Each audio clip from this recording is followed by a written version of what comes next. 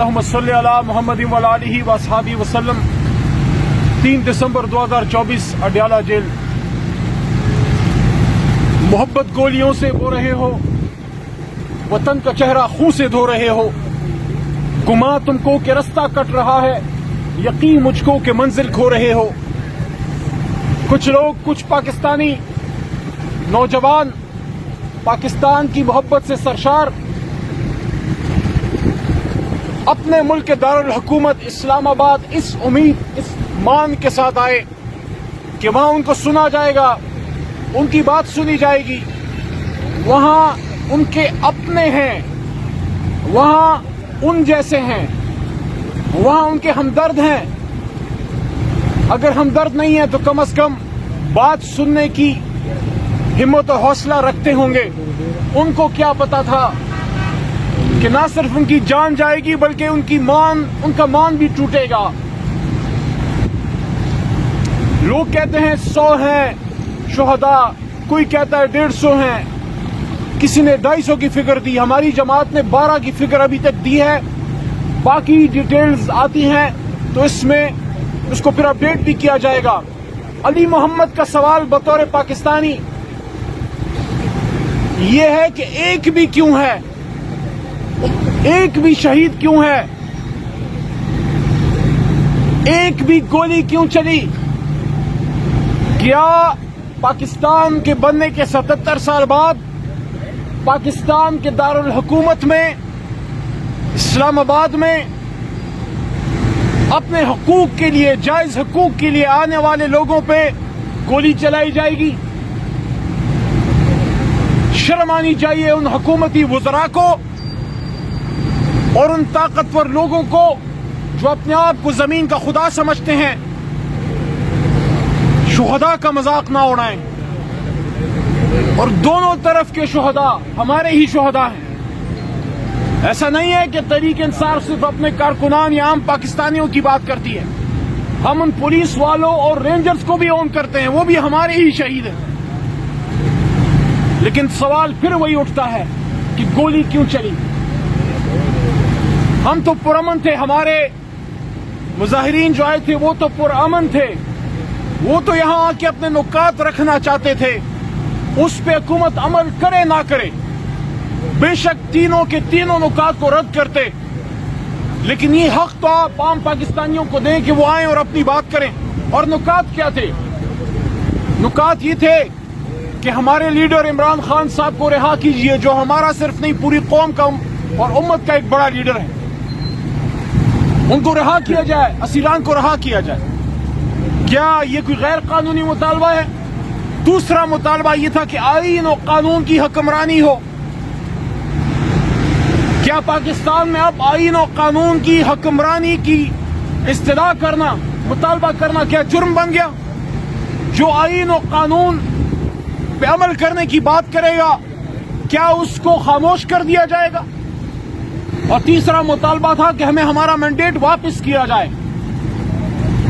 کیا یہ پاکستانی عوام کا حق نہیں ہے کہ 8 فروری کو جو جوک در جوک نکلے اور انہوں نے ووٹ ڈالا اسیر اڈیالہ قیدی نمبر 804 کے نام پہ پاکستان کی خاطر، وہ عوام آج اپنے ووٹ کی طلبگار ہے کہ ہمارا ووٹ کدھر گیا، ہمیں ہمارا مینڈیٹ واپس کرو؟ تو یہ 3 مطالبات تھے، اور ان 3 مطالبات کا جواب لاشوں کی صورت میں تحریک انصاف کو دیا گیا۔ ہم مطالبہ کرتے ہیں سپریم کورٹ جہاں موجود ہے وہاں ان گولیوں کی تڑتڑاہٹ سنی گئی ہوگی، وہاں بھی وہ چیخ و پکار پہنچی ہوگی جو زخمی بدنوں نے آسمان کی طرف دیکھ کر وہ صدا لگائی تھی۔ کبھی تاریخ میں ہم نے نہیں دیکھا کہ ایک شخص جام شہادت نوش کرتے ہوئے اپنے لیڈر کا نام خون سے قیدی نمبر 804 لکھ رہا ہے۔ کوئی آپ کو احساس ہے آپ کیا کر رہے ہیں؟ کوئی آپ کو احساس ہے کہ قوم کس طرف کھڑی ہو گئی ہے؟ قوم حق کے ساتھ کھڑی ہے، انصاف کے ساتھ کھڑی ہے، اور کوئی ہمیں یہ باتیں نہ بتائے۔ یہ ہماری جماعت کی اپنی انٹرنل ڈیبیٹ ہے، ڈی چوک تھا، سنجانی تھا، وہ ہمارا اندر کا معاملہ ہے۔ سیاست میں ہم مختلف اسٹریٹجیز بناتے ہیں، یہاں آنا چاہیے، وہاں بیٹھنا چاہیے، یہاں سے اتنے لوگ نکلیں گے, وہاں سے اتنے لوگ نکلیں گے, آج نکلیں گے, کل نکلیں گے. یہ اسٹریٹجیز بنتی ہیں, کچھ کامیاب ہوتی ہیں, کچھ ناکام ہوتی ہیں. ہمارا تو سوال ہی صرف ایک ہے کہ گولی کیوں چلائی؟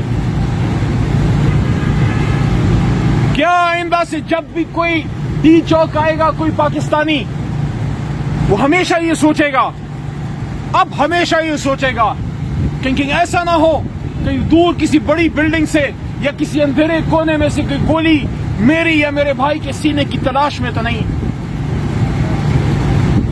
حکومت کی ذمہ داری ہے. یہ صرف پاکستان تحریک انصاف کے کارکن نہیں تھے, اس میں تو عام عوام بھی تھی. اور تحریک انصاف کا کارکن بننے سے پہلے ایک شخص پاکستانی ہوتا ہے. کیا پاکستانیوں کی زندگی کی ضمانت حکومت اور ریاست کی ذمہ داری نہیں؟ کیا آئین پاکستان رائٹ ٹو لائف کو انشور نہیں کرتا؟ کل کو شاید معاملات ٹھیک بھی ہو جائیں گے صاحب, کل کو شاید معاملات ٹھیک ہو جائیں گے, اللہ کرے گا ہمارا لیڈر نکلے گا, اس کو تا قیامت اندر نہیں رکھنا. یہ مملکت کے امور بھی چلیں گے, سب کچھ چلے گا, نہیں چلے گا اور نہیں رکیں گی تو اس گھر میں وہ غم کی صدائیں نہیں رکیں گی جہاں شہیدوں کے لاشیں گئے ہیں. یہ ہم کس طرف چل پڑے ہیں, یہ ہم کس طرف چل پڑے ہیں؟ اس طرف بھی مسلمان, اس طرف بھی مسلمان, اس طرف بھی پاکستانی, اس طرف بھی پاکستانی. یہ گولیاں تو دشمن کے لیے تھیں, یہ تو ہندوستان بھارت کے بارڈر پہ ہندوستان کے لیے تھی, ہمارے دشمن کے لیے تھی, چاہے جو بھی دشمن ہو پاکستان کا. یہ گولیاں اس لیے تو نہیں تھیں کہ ہمارے اپنے ہم وطنوں کا سینہ چاک کریں. اب بھی وقت ہے, میں دوبارہ یہ کہتا ہوں کہ ان شہیدوں کا احتساب ہو, جو تحریک انصاف کے کارکن یا عام آباد شہید ہوئے ہیں افراد, ان کا بھی ہو, جو رینجر شہید ہوئے ہیں ان کا بھی ہو.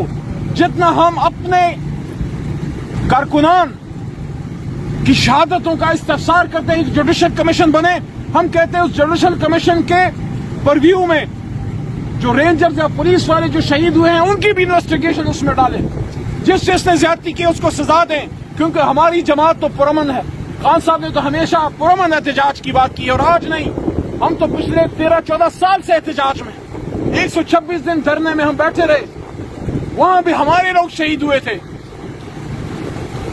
25 مئی کو 2022 کی جب لانگ مارچ میں نکلے, میں خان صاحب کے ساتھ کنٹینر پہ تھا, اس دن بھی لاہور میں مختلف جگہوں پہ ہمارے لوگ شہید ہوئے تھے.